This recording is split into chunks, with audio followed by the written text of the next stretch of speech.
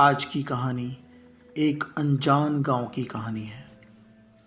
तो क्या हुआ था उस दिन मेरे साथ उस अनजान गांव में, जानने के लिए मेरे साथ बने रहिए। तो शुरू से शुरुआत करते हैं। मैं महज 22 साल का था। उम्र बहुत छोटी थी, लेकिन सपने बहुत बड़े थे मेरे। मैं पढ़ लिख कर एक अधिकारी बनना चाहता था, लेकिन उसके लिए पैसे बहुत चाहिए थे। मेरे माता पिता किसान थे। हमारे पास तो खुद की ज़मीन भी नहीं थी। माता और पिता दोनों ही दूसरे के खेतों में मजदूरी करते थे। वो चाहकर भी मुझे आगे नहीं पढ़ा पा रहे थे। आर्थिक स्थिति हमारी बेहद कमज़ोर थी, लेकिन मैं किसी भी कीमत पर पढ़ना चाहता था, लिखना चाहता था। तो मैंने सोचा, क्यों ना पढ़ाई के साथ साथ एक काम भी ढूंढ लिया जाए, जिससे कि मेरी सैलरी भी आती रहेगी और मैं पढ़ाई भी करता रहूँगा। और अब मैं लग गया नौकरी ढूंढने की कोशिश में। मैं कई जगह गया, लेकिन हर जगह से कोई ना कोई कमी रह जाती और वो लोग मुझे मना कर देते। और अगर कहीं नौकरी मिल जाती तो पैसे इतने कम मिलते कि मैं मना कर देता। मैं एक ऐसी नौकरी चाहता था कि समय भी कम देना पड़े और पैसे भी अच्छे मिल जाएं, जो कि बड़ा मुश्किल लग रहा था। लेकिन फिर अगले ही दिन एक अखबार में नौकरियां निकली। मैं जल्दी से देखने लगा, शायद मेरे काम की कोई नौकरी हो। तो मैंने देखा कि एक सरकारी स्कूल में नौकरियां निकली हैं। उन्होंने आवेदन मंगाए हैं। ये पढ़कर मैं बहुत खुश हो गया और मैंने उस गांव का नाम लिख लिया और साथ में उस स्कूल का भी। लेकिन ये स्कूल मेरे यहाँ से थोड़ी दूरी पर था। तो मैंने अपने डॉक्यूमेंट तैयार किए और अब मैं वहाँ पर जाने की तैयारी करने लगा। मैं अपने गांव के बस स्टैंड पर पहुँचा। जैसे ही बस आई, मैंने कंडक्टर को पूछा, भैया इस गांव में चलोगे क्या? तो कंडक्टर ने मना कर दिया। अरे नहीं नहीं, हम लोग तो बस मेन रोड पर ही छोड़ देंगे। गांव तो अंदर 7-8 किलोमीटर और है, वहां तक पैदल जाना पड़ेगा। लेकिन ये तो समस्या हो गई, पैदल कौन जाए? मैंने तो वो गांव देखा भी नहीं था। और उस जमाने में हर किसी के पास मोटरसाइकिल भी नहीं होती थी। हमारे पूरे गांव में बस 2 लोगों के पास मोटरसाइकिल थी, मेरे पास तो नहीं थी। लेकिन मेरे मामा के बेटे के पास बाइक थी, जो दूसरे गांव में रहता था, लेकिन उसका गांव मेरे गांव से बिल्कुल पास में ही था, मुश्किल से 3 या 4 किलोमीटर की दूरी पर। मैं उसके घर गया। मैंने उसे बोला, भाई यार अपनी मोटरसाइकिल दे दे, कल मुझे ज़रूरत है, मैं वापस कर जाऊंगा। तो उसने बोला, नहीं नहीं, मोटरसाइकिल में कुछ खराबी है और तू चला नहीं पाएगा, नहीं मैं नहीं दूंगा। और उसने अपनी मोटरसाइकिल देने से मना कर दिया। मुझे बड़ा दुख हुआ। अब समस्या ये थी कि मैं उस स्कूल में पहुंचूंगा कैसे? मेरे पास कोई साधन ही नहीं था। तो मैंने सोचा कि एक काम करता हूँ, बस से मेन रोड तक चला जाऊँगा, उसके बाद पैदल ही चला जाऊँगा। कि तभी एक और आइडिया मेरे दिमाग में आया, क्यों ना अपने दोस्त से मोटरसाइकिल मांग के देखूं। मेरा दोस्त मेरे गांव में ही रहता है, मांग कर देखता हूँ, शायद दे दे। मैं उसके पास गया। उसका घर अगली गली में ही था। वो अपने घर के बाहर ही बैठा था, नहाने की तैयारी कर रहा था।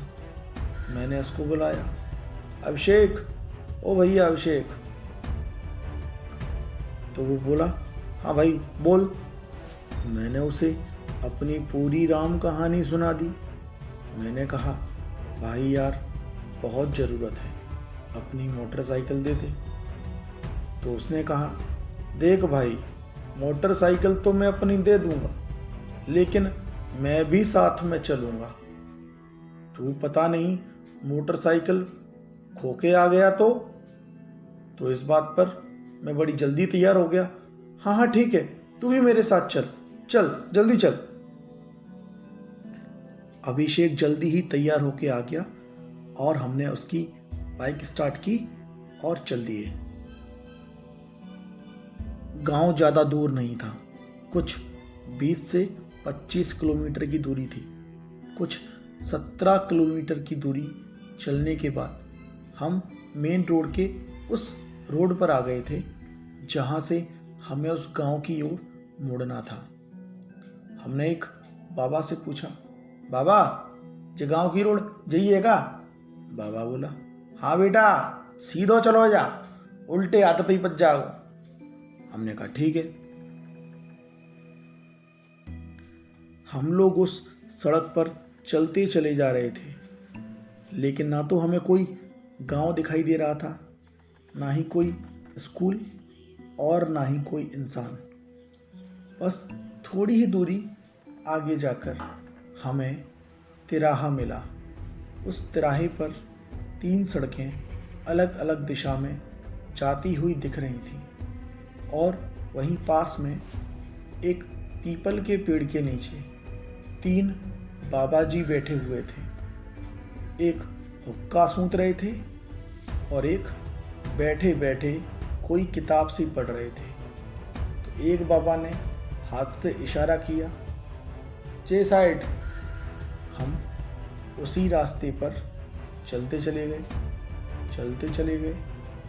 अब रास्ता इतना सकरा हो गया था कि 2 गाड़ियां एक साथ निकलती तो बड़ी सावधानी से निकालना होता। बहुत छोटा रास्ता था और गड्ढे बहुत ज़्यादा थे।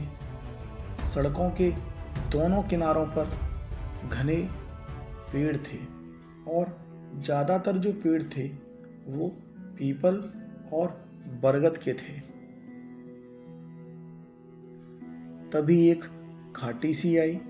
हम उस घाटी पर गाड़ी को चढ़ा दिए और जब नीचे उतरे तो हमें एक गांव दिखाई दिया। हम लोग समझ गए कि बस यही गांव है और हमने बाइक की स्पीड थोड़ी और बढ़ा ली। हम मुश्किल से 1 घंटे में यहाँ तक आ गए थे कि तभी हमें एक घर दिखाई दिया। घर काफ़ी लंबा चौड़ा था और दरवाजे भी खुले हुए थे। कच्चा मकान था, लेकिन कोई इंसान नहीं दिख रहा था। हम पूछना चाह रहे थे क्या ये वही गांव है, लेकिन कोई था ही नहीं बताने के लिए। तो हम लोग और आगे चले गए। अब काफ़ी दूरी तक कोई घर नहीं था। फिर 2 घर फिर से दिखाई दिए, लेकिन अचंभे की बात कि यहाँ पर जितने भी मकान बने हुए थे वो बहुत लंबे चौड़े थे, लेकिन हमें ना तो कोई जानवर दिखाई दिया और ना ही कोई इंसान। हम लोग बड़े अजीब सा लग रहा था कि पता नहीं कहाँ चले गए सारे लोग। थोड़ा सा आगे जाकर एक छोटा बच्चा दिखाई दिया। मैंने उसे टोका, ए छोटू ये स्कूल कहाँ है? तो वो बच्चा बोला, कौन सा स्कूल? मैंने कहा कितने स्कूल हैं? उसने कहा 2। मैंने कहा दोनों के रास्ते बता दे। उसने अपने हाथों की 2 उंगलियां 2 रास्तों की ओर कर दी, लेकिन साथ में बोला, भैया इस रास्ते पर मत जाना, ये स्कूल अच्छा नहीं है, यहाँ कोई नहीं जाता शाम के 5 बजे के बाद। मुझे लगा कि ये बच्चा मजाक कर रहा है। हमने उसी रास्ते पर अपनी बाइक घुमा दी। ये रास्ता और भी ज़्यादा छोटा था, बहुत ही कटीले पेड़ थे, बहुत ज़्यादा सकरा ऊबड़ खाबड़ रास्ता, निकलना बड़ा मुश्किल हो रहा था। लेकिन जहाँ पर ये रास्ता खत्म हुआ वहाँ ऊंचाई पर एक 2 मंजिल सरकारी स्कूल बना हुआ था। लेकिन ये स्कूल कुछ अजीब सा था। साधारण आप देखोगे तो जो सरकारी स्कूल होते हैं उनकी जो बिल्डिंग होती है वो पीले और लाल रंग से पुती होती है, लेकिन इस स्कूल को काले रंग से पुता गया था, है ना, कुछ अजीब सा। और बिल्डिंग भी ऐसी लग रही थी कि कभी भी गिर जाएगी। लेकिन अंदर से बच्चों की पढ़ने की, चिल्लाने की आवाज़ें आ रही थी। टीचर कोई पढ़ा रहा था, उसकी भी आवाज़ें आ रही थी। अभिषेक ने बाइक स्टैंड पे लगा दी। तब तक मैं स्कूल में अंदर जाने लगा। सीढ़ियों पर चढ़ा। जैसे ही सीढ़ियों से ऊपर गया, एक दम से स्कूल की बिल्डिंग गिर गई। मैं डरकर पीछे हो गया। मेरा दोस्त आशीष भी एकदम चिल्लाने लगा और मुझे लगा कि यार अंदर बच्चे पढ़ रहे हैं, बिल्डिंग कैसे गिर गई। मेरा दोस्त बोला, यार ये सब कैसे हो गया। तो मैं बोला, पता नहीं यार कैसे हुआ। तभी वहाँ से वही बच्चा हंसते हुए निकल रहा था और कहता जा रहा था, मैंने मना किया था ना, उसको जगा दिया तुमने। और वो बच्चा अचानक से वहाँ गायब हो गया। मैंने अपने दोस्त का हाथ पकड़कर अपने सीने को मजबूत करके उस बिल्डिंग में अंदर जाकर देखने लगा कि शायद बच्चे दब तो नहीं गए इस छत के नीचे। हमने अंदर जाके देखा, हर जगह पत्थर ही पत्थर, ना कोई टीचर ना कोई बच्चा, कुछ भी नहीं था वहाँ पे। तो मेरा दोस्त बोला, यार यहाँ पे तो कोई नहीं है, फिर ये बच्चों की आवाज़ कहाँ से आ रही थी।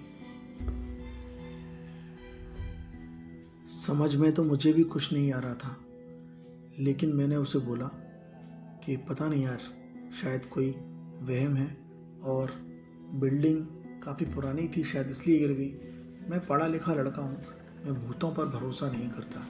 ये आत्मा जैसी चीज़ें मुझे खुद पर यकीन नहीं करवा सकती।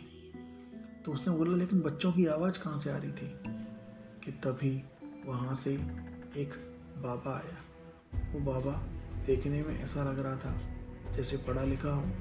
मुझे लगा कहीं प्रिंसिपल तो नहीं। तो उसने मुझे बोला, कहो कैसे आना हुआ। मैंने कहा, अरे सर वो मैं नौकरी के लिए आया। अच्छा, एक काम करो, 2 घंटे रुक जाओ, हमारे हेड सर 5 बजे आएंगे। तो मुझे सच में उस पर यकीन हो गया। और मेरा दोस्त मना कर रहा था कि भाई चलते हैं यहाँ से, लेकिन मैंने उसकी बात नहीं मानी क्योंकि मुझे नौकरी का चस्का था। सो मैं उसे मजबूर करके उसको बिठा लिया कि बस भाई 5 बजे तक वेट कर लेते हैं, अगर कोई नहीं आया तो फिर चलेंगे यहाँ से। लेकिन एक अचंभे वाली बात थी, गर्मियों में शाम के 5 बजे कितना उजाला रहता है, लेकिन उस गांव में शाम के 5 बजे इतना अंधेरा हो गया था एकदम से। मतलब 4:45 तक बिल्कुल दिन लग रहा था और जैसे ही 5 बजे एकदम से पूरे गांव में अंधेरा हो गया। ऐसा लग रहा था जैसे कि रात के 11-12 बज गए। और फिर हम जिस कमरे में बैठे इंतज़ार कर रहे थे, उस कमरे का दरवाज़ा एकदम से लग गया और